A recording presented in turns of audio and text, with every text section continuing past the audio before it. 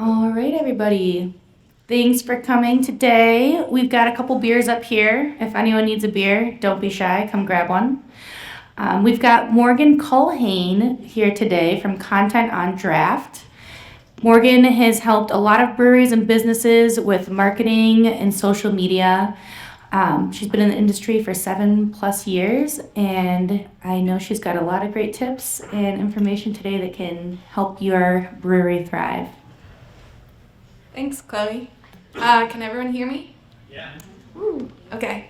I am cursed with the Culhane's soft voice, so I always like to check. I like to have like an engaging presentation, so if you feel like you have a question and you don't want to wait, just raise your hand. Chloe, if you spot them first, let me know. Sure. But then we'll leave some time for Q&As at the end. So today I'm specifically going to talk about how to audit your social media strategy to help maximize your success online. So before I get into that, is everyone familiar with like an audit? Like generally what that kind of process is, how that's important for other aspects of your business. Probably you guys have done audits. So same kind of concept, but for social media. So quick little about me. Been in the industry 7 years. Just went to my first Central New York Pink Boots Brew Day 2 weeks ago, and the Fire and Ice Festival with our group. Love being a part of the community, love helping people. Like I really can't turn it off when comes to like just giving recommendations about your social media, because it's so important and it's often underutilized. And I'm from Buffalo, New York, and love coming to New York City Conference. So quick overview, I'm just going to talk briefly about why social media matters, why you care about what I'm talking about. I feel like that's always good to talk about. And then what a social media audit is. A simple 4-step process that you could take back and do at your brewery. And just kind of closing up, is it right for you? Is it something worth investing your time in it? And how you can go about it. So social media matters for craft breweries, not just because I said so, because when you're using social media correctly, you're reaching, engaging, and converting customers. If you were in the previous marketing talk about ROI, you understand that it can be difficult to track that, but it's still super important. Julie Rhodes from Not Your Hobby shared some ways that you can kind of go through that process. But it is helpful and beneficial in terms of increasing your brand awareness, telling your customers about what you do, showing them who you are, being authentically yourself, getting them excited to come into your brewery for the first time or the 10th time, making them feel like that part of community. It's a great way to create connections. I think that one of the positives out of the pandemic, not that there's many, but was that people created community online, saw the importance of that, and carried that through into the tap room. It's also a great way to build brand loyalty, to get your customers to talk about your brand, because if you're the only one talking about how cool your brewery is, like that's not great. You want other people to kind of go out there and promote who you are and what they do to their friends, to their family, and get more people in your doors that way. And there's opportunities to make sales. While there's not always a direct sales opportunity, it's part of that marketing ecosystem that Julie mentioned. And a lot of those first connections begin online. So again, social media, it's essential today's world, because you're reaching, engaging, and converting customers on there, whether you realize it or not. So just a quick graph. Social media users aren't slowing down. More than half the world is on social media in some form. It's important to know which platforms your customers are on. People always ask me, do I need to be on every platform? question that I'll ask is your customer? And if you're not seeing that return on one platform, but you're seeing it on another, double down on that. Don't just like try to make something work that's not working. And people are spending a lot of time on social media. It's, the first thing that they look at when they wake up in the morning. They're scrolling throughout the day. They're checking on their lunch break, maybe when they're bored at work, and they're using it to determine where they're going to go, where they're going to spend their money. So to dive into the process, first with what's a social media audit? I like to compare it to like a checkup. It's not something you have to do all the time, but it's good to know. The doctor wants you to come like once a year and, do X, Y, and Z to make sure you're healthy. So kind of looking at it like that, like something that you do not all the time, but it becomes part of your schedule. And you can always, if things aren't working, you go to the doctor again. But putting it in your calendar, making it an annual thing, whether you do it super formal sit down or it's just an exchange of information with everyone on your team, it can be super beneficial to your brewery to do it regularly. So it's really taking some time to look at what you're putting out there, the content, whether that's organic content, whether that's paid content, whether that's collaborations, and seeing what are your strengths, what are your weaknesses, and is the content that you're putting out there helping you get to your goals? Are you posting a bunch of content that's super fun, but you're not seeing any like return in sales? Or are you posting like too many sales pitch things that people aren't really engaging and interacting? And what do you want to see from your social media? Do you want to increase your followers? Do you want to sell a certain number of tickets from events? Do you want just general awareness about certain beers? Everyone's goals are going to be a little bit different, but writing those down and figuring out like, is social media helping us get there? Do you need an adjustment? Are there things that are working and things that you're like, this is going to be great, and then no one's interacting or engaging or commenting or sharing that kind of thing, and you're like, okay, like we missed the mark a little bit. How do we improve that? So a lot of times people are just guessing on social media. So what I want to say is to shift away from guessing and more time growing. Understand what you're doing and what your content's doing and how it's performing, because otherwise you're putting a lot of time and money into something that's not really getting you where you want to be. And one of the best ways to do that is to identify patterns and trends. If you post a photo one time about one event, that's probably not going to get you where you want to be. But if you notice that you consistently post a similar type of post and that doesn't get you somewhere, then that's where you have like a problem. And then on the flip side, if you notice, okay, when we post about, say, our staff, like that gets people interacting, that seems to work, and then, then we talk about the beer. So that's me different for everyone, but just noticing what that is and what that looks like for your brewery. And what's actually getting people in the door. So like finding those ways to track what you're doing, see how it's succeeding. So then you can repeat what's working and improve what isn't. And then if you have to abandon some of it because it's really just not hitting the mark at all, then that's totally okay. And from there you can more grow with confidence. So I like a step-by-step. I like to check things off.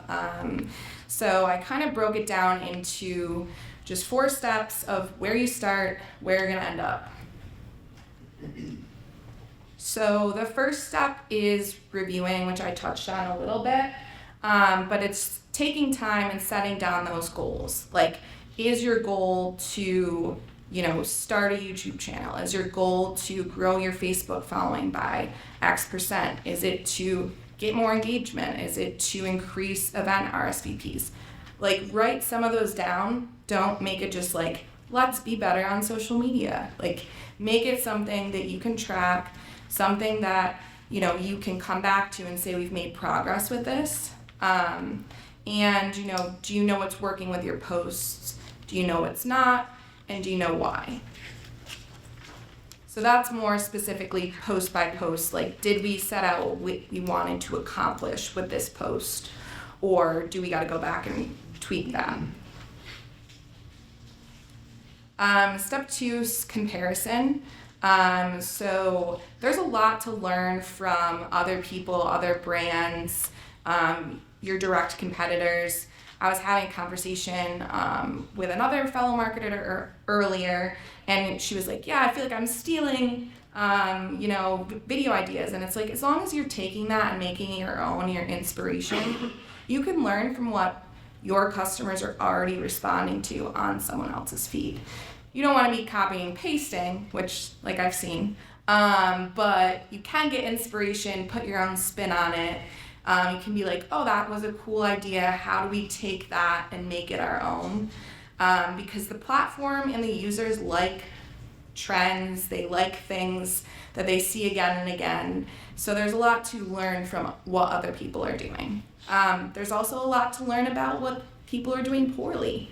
If you're like, wow, like, this one place really is posting these like terrible photos that don't really showcase, like, we don't want to do that. We want to, make sure we're having good lighting with our photos. We want to make sure we're getting people in there. We want to make sure that we're creating the scene that we want people to see.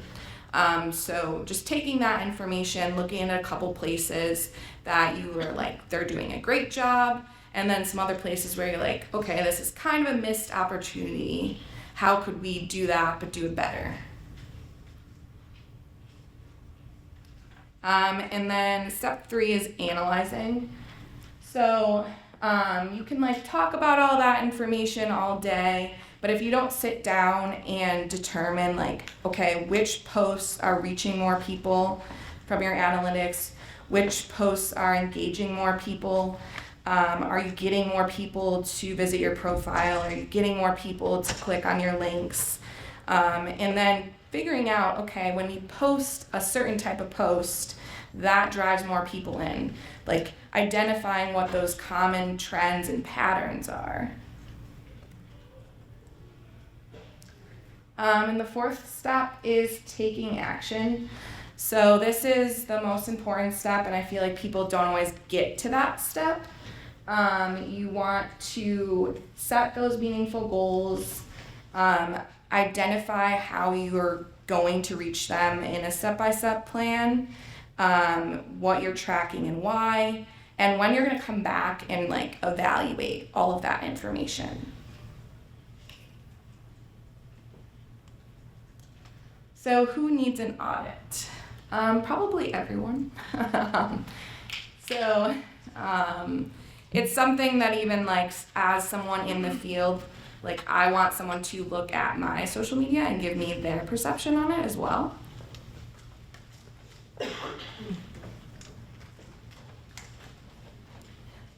So I do like to say that it is for kind of everyone, whether you're the brewery owner, whether you're the taproom manager who runs the social media, the bartender who runs the social media, whatever your position is. If you have a marketing person on the team, or if you're thinking about hiring someone else. I think that that's really important. I used to take on clients and not do a social media audit, but then there wasn't a way to measure where we started. They're like, let's just get into it, let's start posting. And then I was like, well, we don't know like where we're starting and where we want to go if we don't do that. So taking that extra step, if you are looking to hire someone, can help you realize, okay, this is worth the money that we're paying them.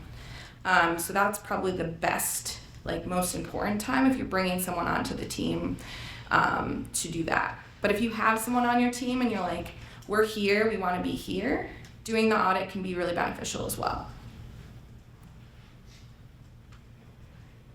So just kind of reviewing the process, break down This is more just like a save the slide, go back through it. If you want to sit down with your team and do it together, these are the steps that you would follow. Any questions about what the auditing process is and how it works? And then I'll also take questions on general social media after that. You said to cross-review against multiple posts to see like how that style of post is trending rather than just trying something once and seeing it's failing.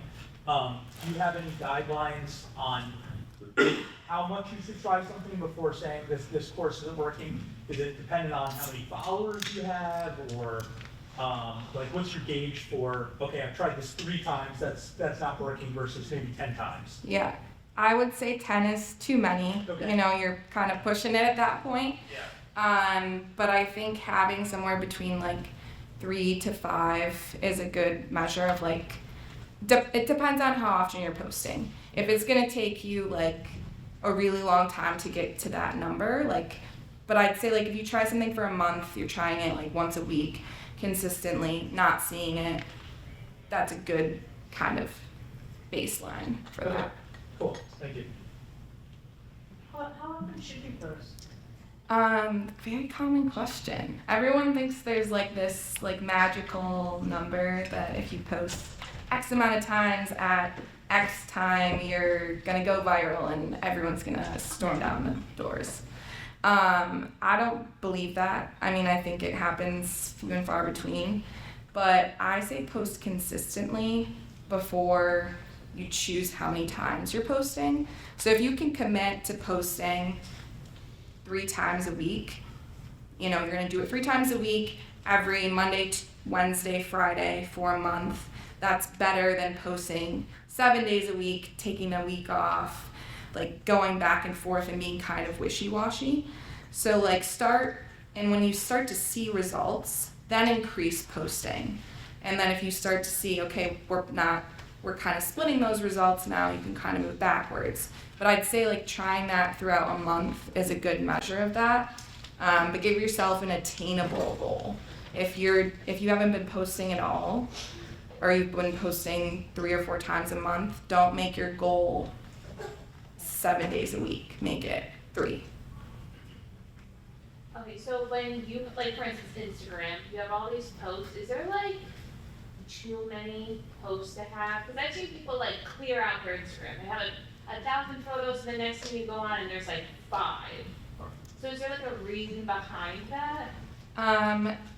You can oversaturate people by posting too often. Yeah. There has been a shift in whether people like archive posts. So it used to be that you could post and then like deleting posts wasn't a good practice. But now it's becoming a little more common. I've noticed it more since like the collaborator feature's been added on Instagram. For anyone who's not familiar, it's a way to post something on, say, my account, I add Chloe as a collaborator, it gets shown to both of our followers, we share the engagement, it's co-authored. So a lot of brands will use that, like say you're bringing in a live band and you add their social media flyer to your page because then it's going to show it to both of your audiences. But you're like, I really hate this flyer and everything that's going on about it and don't want that to have a permanent spot in my feed. Like that's a time where you might like archive something or remove it from the feed. While the aesthetic of Instagram isn't as strict anymore, like it used to be kind of like this is my like artistic masterpiece of how my Instagram is supposed to look. People still do use what your like grid looks like as a first impression. So I think that that's kind of why you're seeing that shift for people like getting rid of posts. They're like, I don't want this to be the first thing everyone sees. So just like kind of cleaning that up and being like, is this, if someone is going to spend 15 seconds on this, is this going to draw them in? Do they know that I have beer? Do they know that I have food? Like, what is that first impression? Can I ask a question too about collaborating? Emily and I actually just collaborated on a reel for Paradox. But my question is there, I've heard like mixed feedback on this. Is there a certain time frame that your collaborator has to accept the co-host before it like kills the algorithm? So if you send, just to back pace, if you post a post and you invite someone as a collaborator, they're immediately notified and they can either accept or deny their request. So there's, from Instagram, they have said that if you wait like 30 minutes after the post, that's beneficial because it re-pushes out that post to, again in the algorithm. But it doesn't expire. Okay. I mean, obviously if something's no longer relevant, that doesn't make sense. But I usually tell people to like wait a little bit so it goes back out. Same thing with, you could share a post to the stories, that gives it another push in the algorithm as well. Cool. Thanks. So yeah, I'm gonna kind of piggyback on what you were asking. So if a company, or a brewery I should say, if the social media was like, really bad at the beginning, whether it's 10 years ago, 5 years ago, and then it got a little better, and then it goes down again, and there's just like a lot of ups and downs, you can tell multiple hands have been in it, would you recommend or say anything to maybe getting rid of old posts or stuff that was like, poorly done or poorly worded in order to not necessarily rebrand, but rebrand your social media? Yeah, I see what you mean. Yeah, I mean, that's a snapshot of what people are seeing before they go into, decide if they want to follow you, decide if they want to engage with your brewery, decide if they want to attend your events. So if it's like feeling like a poor representation of where you're going, like, yes, I wouldn't go back like hundreds of posts, like that's not like a good use of your time. But going through and being like, okay, if I was scrolling, the average person, they would probably get through, I don't know, 2 months of posts or whatever it is, and you're seeing something that's like an outlier that you're like, this doesn't really represent the brand. Go ahead and archive that. I think it's always better to just archive so you have like a record of that. But yeah, giving it a refresh is good. Another thing that's kind of front and center is adding those highlights. I see like on Instagram there's like the 4 little bubbles that pop up under your profile. You can add quick reference information. That's usually a huge like missed opportunity for people. You'll see like old story highlights from like 2 years ago. Going through like clearing those out is really easy to do. You can just like delete the whole highlight and add new information. That's kind of like a preview to your profile too. So that's like a good way to, in your face, be like, okay, we've updated things. So we keep talking about Instagram, so is that what you're finding is the most used for the craft beer genre in general? Social media? Is TikTok like catching on, or is just Instagram is gonna be our best like use of social media? So in my experience, yes, Instagram has the best return for breweries. Second to Facebook with Facebook events. That I would say. The trouble with TikTok is like it's not an age-gated app right now. Yeah. So you do have a lot of underage users there. So you got to be careful about what kind of content you're putting out there, and Instagram and Facebook are regulated a better way there. So I think that that's just generally a better recommendation. For TikTok too versus like Instagram and Facebook, it's more like entertainment too.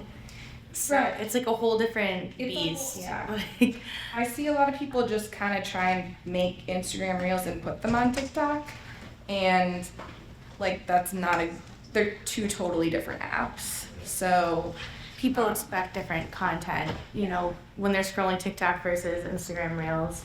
I would say that if you have someone that, like, whether it's an influencer, content creator, media agency, if you could get featured on their TikToks, like as like things to do in Buffalo, New York, like that's a better use of your time on TikTok than creating your own brand new TikTok channel.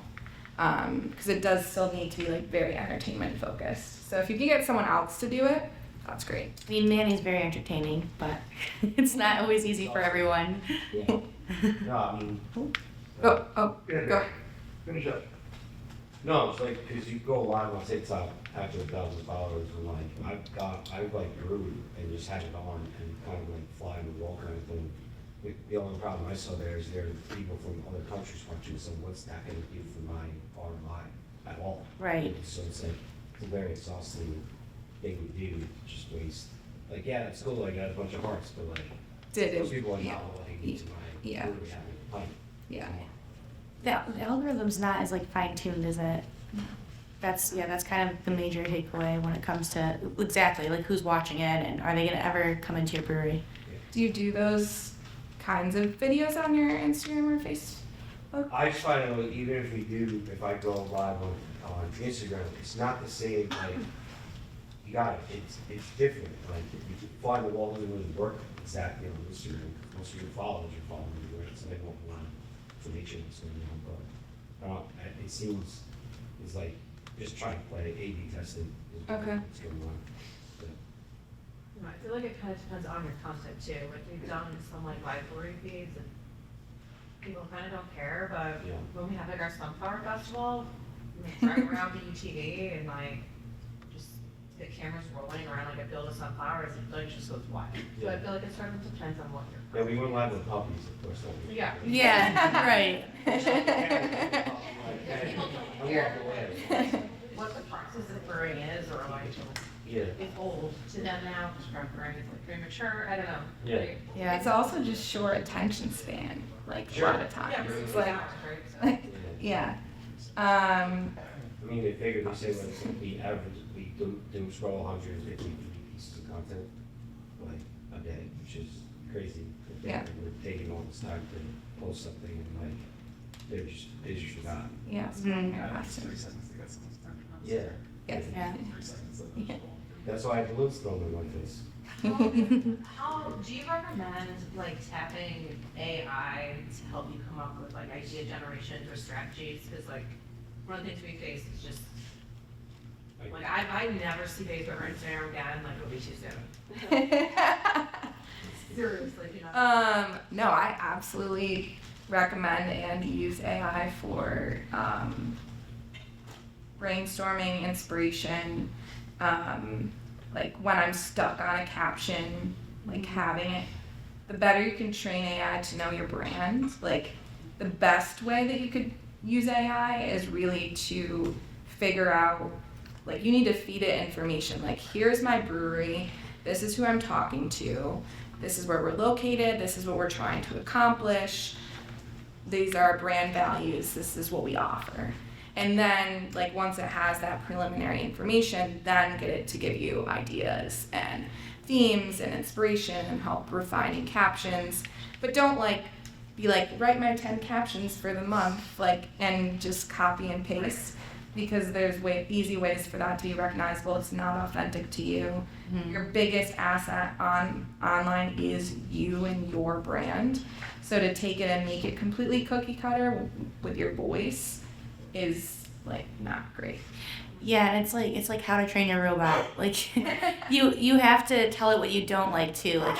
Like and don't ever just copy and paste it too. Like take it and use it for inspiration. Use it as like something to bounce ideas off. I mean, I Sometimes use it- all the time. Yeah. it really promises. Thank you for being on the right track. It has glitches too. Like if it wants me to say everything for my one music client is like an electrifying, unforgettable experience, and I'm like, we can't offer that 7 days a week because like that's not. Yeah. So like just knowing that it's not your end all be all, but great way for ideas when you're stuck in a rut. And something I do too is like setting timers. I'm working on these captions for this amount of time and then I'm moving on. Mhm. Like I have to literally have it tell me to move on, because it's like you said, you know, people could be scrolling past it. So like, while it's important to have a presence, you can't spend 2 hours on every video, Right. unless it's working for you, and then great, keep doing it. But Do you find that you need to also tell your clients to like engage as well? Because if you're not engaging on the app sees that you're not really using it as well. So like just posting and saying goodbye is not gonna push that out, push your post further out.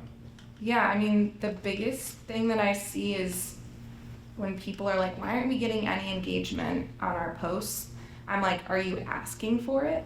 Like in a good, fun way. But if you want people to share it with a friend, add that to the end of the caption. Like, share this with someone who would like this. Yeah, tag your beer buddy or like, yeah.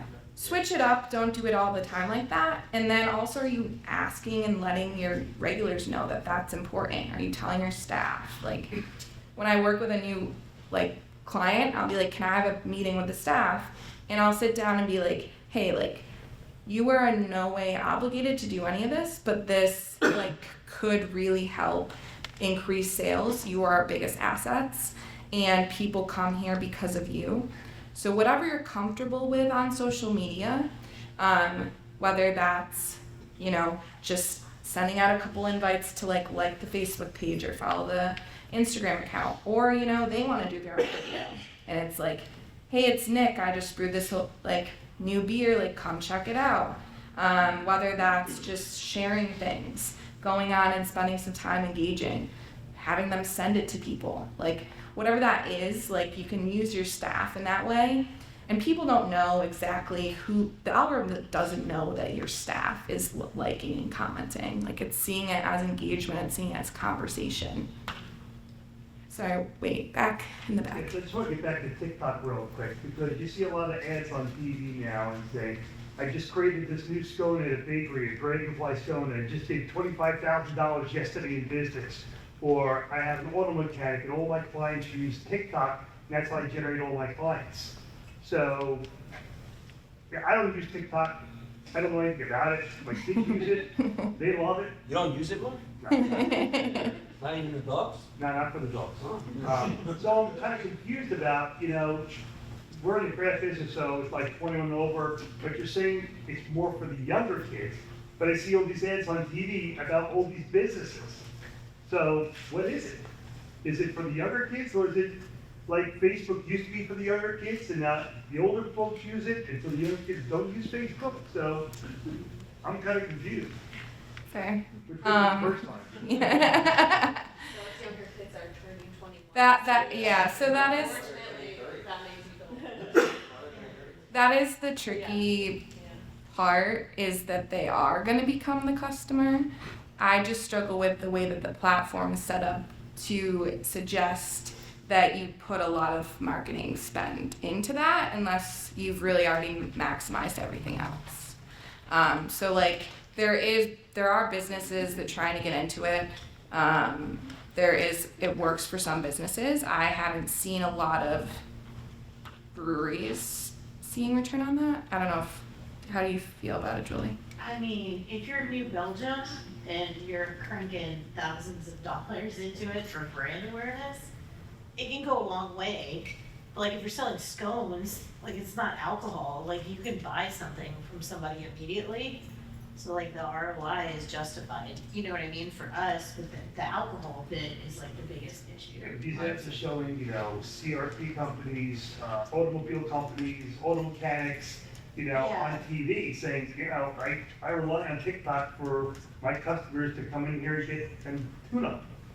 There's Or they just BS. I, to be honest with you, I don't know. Yeah. Not genuine. Yeah, like there's some transparency issues there.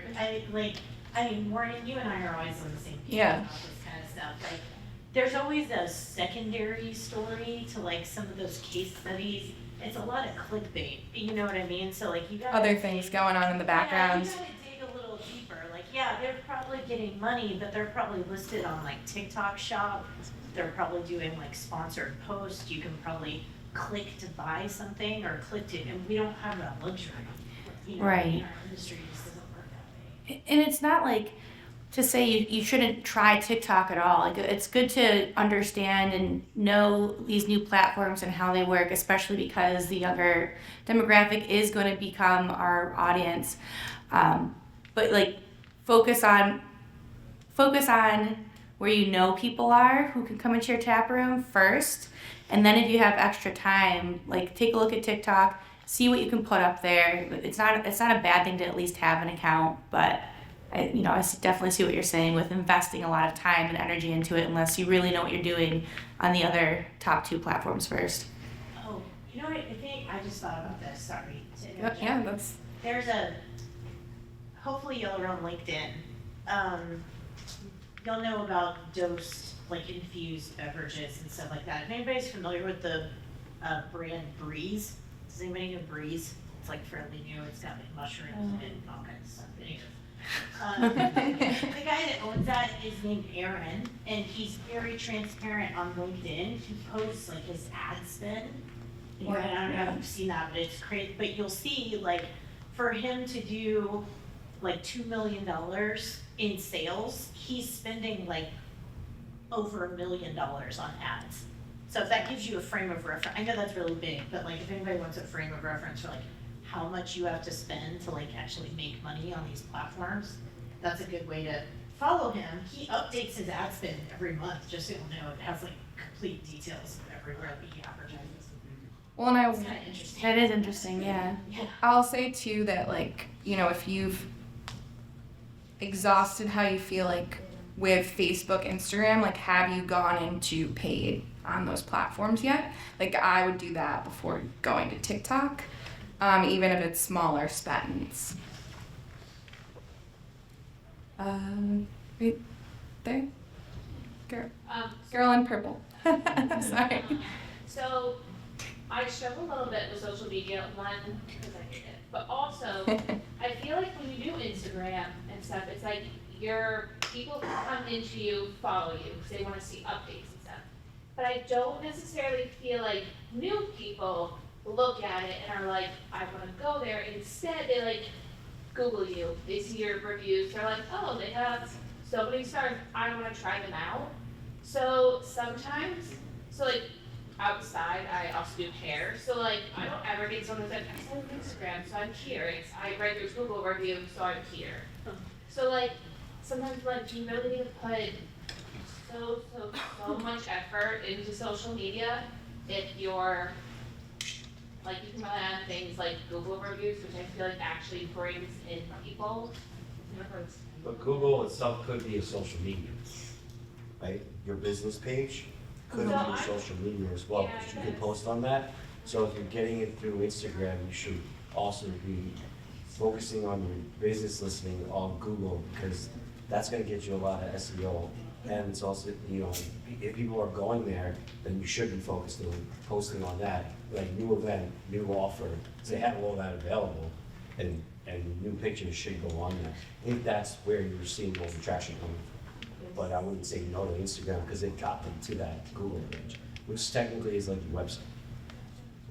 I think it's like it's not one or the other. Like also, like it's multiple touch points. Like I think, dedicating some time to each of, like if you're seeing people come in because of reviews, like make sure that's a part of like on your list, but like don't discount Instagram. But also, can there be synergy there? Like if you get a really awesome Instagram review or Google review, can you put it on Instagram? Can you do something I started doing with people is like asking them about their experience, and it's essentially a review, it's a testimonial, throwing that on a story.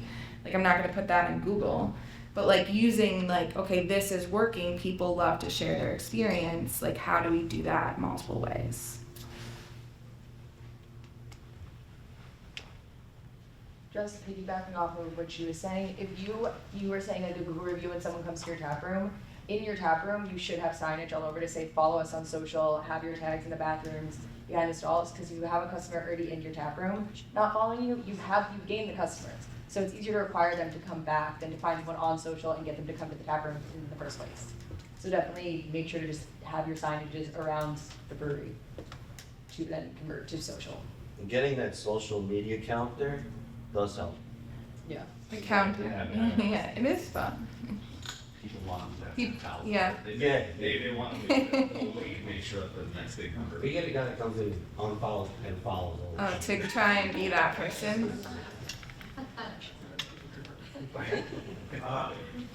I was just gonna ask, like, how do you know that you're making your social media audit, like, meaningful? Cause like, I have people that tell me hitting posts at the top of Instagram is like one of the best things for your business, and then I have customers that come in and are like, I thought you did this thing like, 2 months ago, why is like, when I open up your Instagram, that's like what I see? It's just like, I feel like it's so many different opinions on what you need to do or what you don't need to do, and it just feels like, 1 month it works, and then the next month I just find out people are like, actually, like, you should not pin things to the top of your Instagram. Unfortunately, they do like to change things up a lot.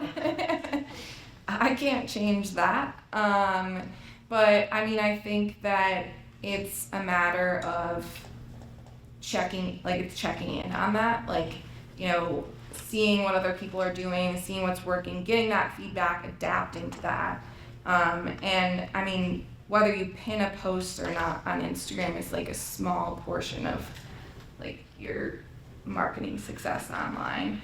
But I think that I think it should be something that's like, telling about the brewery. It shouldn't be like an event that came and went or a beer that came and went. Auditing focuses more kind of on like, okay, like whenever we post a single image post of a beer, we don't get as much engagement as if we post a carousel where it's the beer with food, the beer with a person, like those kinds of things. Identifying what those commonalities are rather than like kind of that sort of thing. Does that make sense? Yeah. Okay. I know a lot of these platforms have built-in business tools. Like I think Instagram in particular has like traffic times that show you when most of your followers are active. Do you have any opinion on how closely you should adhere to that? Obviously there would be an unhealthy balance where you're like neurotically trying to post exactly when it's peak time, but just the utilization, like what's your general take on that? So my take on that is use it as a guide, but also determine if it makes sense. Like if it's telling you your followers are active, like at a time that doesn't really make sense for you guys to post. Like, I've had brewers be like, Instagram says our most active time is Monday at 9 p.m. And I'm like, but you're not open till Wednesday. Like, don't post about come on in. Like, but you could use that time that people are active to, give them a summary of what's coming up. But adhering also to what makes sense generally, like think about when you're on your phone, when the average person that you're trying to bring in is probably on their phone. And if those align, I usually do kind of like a mix between the two. Like if it says, okay, people are online at 9 p.m., I'm like, okay, are they on at 9 p.m. or like could I catch them at 6 p.m. or that makes a little bit more You sense. can actually see like it'll spike here, drop off, and then spike again, and it's almost like if you catch it in the middle, you're gonna get the most, you're gonna maximize both of those times. Yeah, and Is then that correct? Is that kind of what you're saying? yeah. Yeah. And then there are like, some people feel like this works. I feel like it works sometimes and doesn't work other times. Is like not posting exactly at like 6 p.m. Like posting like at 5:55. Like, so like for all the people that have like scheduled a post out at 6 p.m. You're like before them or like, Right. it's like experimenting with that and like that's something you could post like for a month and like the only thing you change is what time you post and it's pretty consistent and see what that does and see if it makes a difference. So it's not gonna be an exact science because every post can be a little different, but if you're following similar and that's your only variable, then you know that that's helping. Cool, thank you.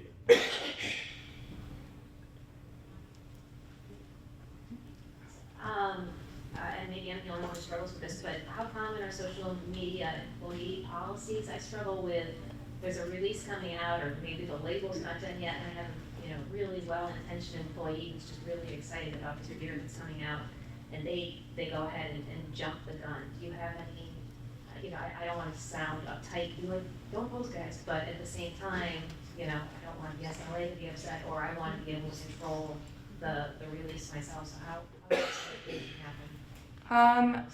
I think it makes sense to, if that's if that happened once, but if it's kind of a recurring issue, more being this is how we're gonna do things. We want to release this beer on this date. You're welcome to share it kind of with your friends and that, but we're not publicly sharing it until whenever. I think that's a fair thing to say, especially if you're worried about SLA.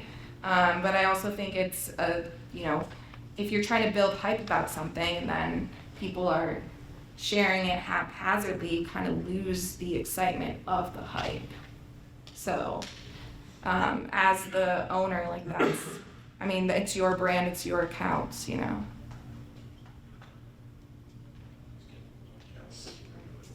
I have a question about multiple accounts. So we have our brewery account, and then we also have two tasting rooms. So we have two locations, and I've gotten to the point where we have a lot more followers on our brewery account than we do on our two locations, just because I only brought those out last summer.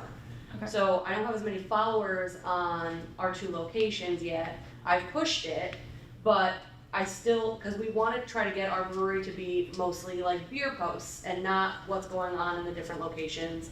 But I feel like we have so many more followers on the brewery part that I can't go strictly to just doing the locations for our events, for our food, for our specials and everything like that. How do I transition that? Do I just keep pushing the Instagram until there's a number that I'm comfortable with, or? Because now I'm doubling posts where I'm posting it on the brewery, but it's the exact same post going to one of the locations too. Is that redundant? For Instagram, are you doing copy and pasting the post, or are you doing it collaborative from the shared, so it goes out on both accounts at the same time? Yeah, I do it with Business Week, yeah. But does it show, so what's the name of your brewery? Old Plotter Brewery. So does it show from that page and then your other location, or are they two separate things? They're two different Instagram accounts. I have the link to the other account, the Tap House and the Hop Farm. I have those links in our bio in the brewery, but they're getting the same posts. Okay, but separately. Correct. Yeah. Yeah. I would start doing them as collaborator posts. So Okay. taking the main account. Yep. Because if you're doing collaborator posts, it should come from the account with more followers. Okay. And then the person you invite to collaborate has less. Oh, yeah. Because that's shown to that bigger audience first. So then adding your events account on top of that, so it appears in both places. You're sharing that engagement. You're getting that reach of that account while still showing up on the events account. Couldn't you also put in hey, for events and stuff, follow our new page to instruct the followers that are looking at the brewery that this is no longer going to be the spot for the events, it's going to be at this tasting room, so that you're telling your followers I need you to follow these. It's not going to be the same pages all the time. It's not going to be the same points all the time. So that eventually they will all. Did you? Yeah. So I've done that, and I've done the QR code that send them over to it too. We still don't have as many followers as we do with the brewery, so I'm afraid to stop giving that information to the people that are on the brewery site, that are just there and not at our two locations. If that makes sense. It's personal choice with that. It's definitely a lot of work. But if you're trying to separate, I understand what you're trying to do with that. You're trying to build two different audiences. I do think the other way you could do that if you had one account and you wanted to expand is to do targeted ads. So like, and that's like just specifically for that like niche. Like, okay, we're a brewery, but we do weddings, and we're not gonna post about how we do weddings all the time, but we're gonna run a wedding ad that goes out for a month, and that's just on people's feed coming from the brewery. So I think it just depends on which way. Like if you're working with no budget, that might be like, yeah, it takes more time, but that might be more effective for you. At that point, would it make sense to audit, see who the followers are, if they're basically the same exact people, just don't have one social media account? Doesn't sound, for her, it doesn't sound like they are though. Oh, okay. Talk to me after one of you, yeah.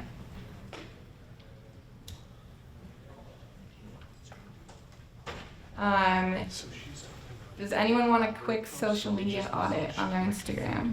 Wow,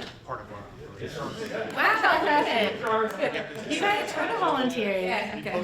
Morgan was asking me before this. She goes, "Do you think I'll get any volunteers?" And I was on the fence. I was a little on the fence. All right. Will you do 60? We'll do. When they give me the name, I'll do 60 seconds. Okay. All right. Who wants to go? Oh, Emily raised her hand. All right. Okay. Do Paradox. They're a good example. And then I think you were next, Dancing Green, right? And then we'll do you, and then we'll do perfect. For Depot, Dancing Green, Old Claverack. Wait, I'm sorry, I can't. Old or St. James, right back there. What? You were for social? No, I did too much. Now they also see post an ad where that's like and that might make it a little bit easier and save you time. Yeah. But it's tough. Okay, so quick Trying to get the first. same following. First thing I noticed is that she has these highlights up here that I was talking about earlier. Core beer, fans, beer finder. Yeah. Can you guys see that? Okay. Second thing I noticed is they're actually up to date. 4 weeks ago. This is giving a direct link to their website. That's that call to action, giving the customer something to do. That's great.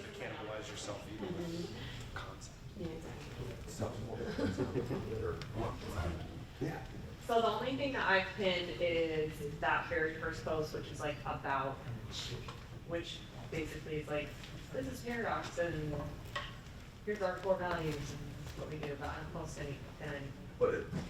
I think you only pin when it makes sense. If you don't have something that's like you feel like it should be pinned, you don't have to pin stuff there. Like that's great for like a calendar for the month. Like here are upcoming events. Or it's like intro to the space, or it's, we newly are starting to host certain events, like something that you want people to come back to again and again. You're doing reels, which is great.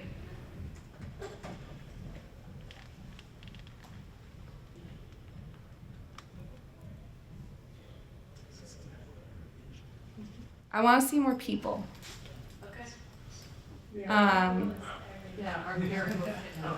I know that's like not always the easiest content to get, but yeah, no. Which some people are fine, but. What about the staff? She torments the staff. No, I'm just kidding. It's like, I'm busy. They're like, run away. But I get a good sense of your brand from these photos. But I think some people and just having some like, without, obviously I'm looking that's super quick, but that's kind of the first thing I noticed. People, give me a sense of the space. If you have an outdoor space, dogs. If you don't want to do people, do dogs. Like that's great too. All right, who is next? Sorry, Dancing Green was next. Yep.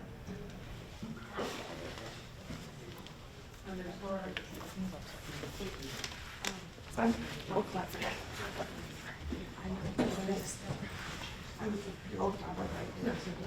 I noticed too that, Is this the event that you were talking? No. Yes. Okay. So having something like that pinned like temporarily because you want that to be something that people are coming back to. Also like really important for if you have something with a link that if you are directing people to the link, having that like up here as well is good. Introduction post, that's something you want people to come back to. These are old. I would either update them or get rid of them because it's taking up my first impression of the profile.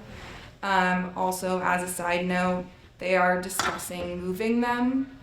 So I would say, like, don't create new ones until they decide where they're going to move them to. Because they just want to keep changing things. So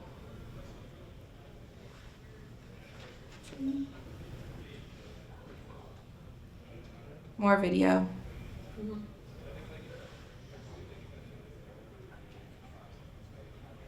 Oh, there's a dog. Yeah, getting some more video in there, updating the highlights, or well, just removing them for now. Always checking like these links, making sure that they're like places you still want people to go to. And then if you don't want to do video, like all the time, doing more carousel posts. Like you have a lot of single images, but just carousel with like a song, or it doesn't have to be a song, but songs help. And even if it's just simple, like different angles of the same thing, because when people swipe through a carousel, they spend longer on it, and it just keeps them there, keeps Instagram and algorithms happy. So that's like an easy thing if you're like videos overwhelming, but I would say if you commit to like a video per week, getting in the rotation, that will really help. But photo carousels are really important too. So We have time for 2 more, if you can do them both in like 30 seconds. okay, well, you want to what's first? No. Okay. And you also can always reach out to Morgan after. She can still do brand audits on all of you. Yeah. After this conversation. Might not get as good as I have more beers, but farm. Oh.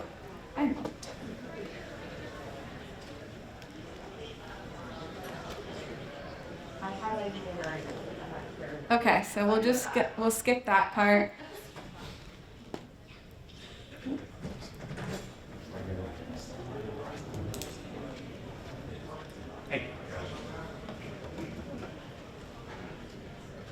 I like how you are featuring a lot of people, giving that like face, name, personal touch. Oh yeah, so we do have another session in here. Sorry. I'll come see you after. I'll come back to you too. Sorry to cut it off so abruptly. Morgan, thank you so much for this session. Let's give it up for Morgan. She'll be here through the end of the conference, right? All right, so go find her. Don't be a stranger.